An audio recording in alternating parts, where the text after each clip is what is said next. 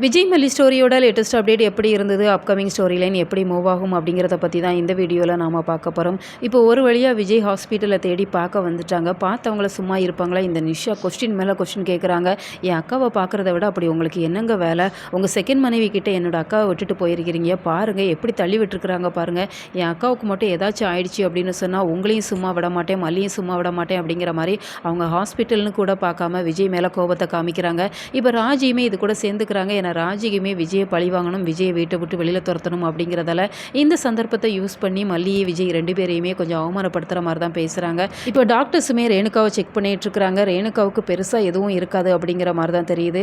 ஏன்னா மனோகர் எங்கே போனாங்க அப்படிங்கிறதே தெரியல. அப்கமிங் சீக்வன்ஸில் அவங்களோட ஸ்டோரி லைன் வரும் அப்படின்னு சொல்லி எதிர்பார்க்கப்படுது. இப்போ வேறு வழி இல்லை. இப்போ விஜயுமே அங்கே இருக்கிறவங்க கிட்ட இருக்க முடியல அப்படிங்கிறதால வீட்டுக்கு வந்து மல்லிக்கிட்ட கேட்டால் மட்டும்தான் நடந்த விஷயம் தெரியும் அப்படிங்கிறதால வீட்டுக்கு வராங்க. மல்லிக்கிட்ட நடந்த விஷயத்த கேட்குறாங்க. மல்லி, இந்த ராஜி உன்னை பற்றி இப்படியெல்லாம் பேசிகிட்டு இருக்கிறா, உன் கை தவறி எதுவும் நீ தள்ளி விட்டுட்டியா, நல்லா யோசிச்சு பாரு அப்படிங்கிற மாதிரி கேட்குறாங்க. மல்லி இந்த கொஷினை கேட்கவுமே ரொம்பவே சங்கடப்படுறாங்க. ஏன்னா மல்லி அவங்கள எதுவுமே பண்ணலை, அவங்களா தான் தவறி விழுந்தாங்க. இந்த விஷயத்தை எப்படி விஜய் கிட்ட சொல்லி புரிய வைக்க போகிறாங்க அப்படிங்கிறதே தெரியலை. ஏன்னா மல்லி அவங்க பெரியம்மா வீட்டில் இருக்கிற வரைக்கும் அவ்வளோ சந்தோஷமாக இருந்தாங்க. இப்படி பழிப்பாவங்களுக்கு அஞ்சாமல் அவங்களோட வாழ்க்கையை அவங்களுக்காக வாழ்ந்துட்டு இருந்தாங்க. எப்போ இந்த ராஜியோட வீட்டுக்கு வந்தாங்களோ அப்போ இருந்து அவங்க மேலே ஒவ்வொரு பழியாக போட ஆரம்பிச்சிட்டாங்க.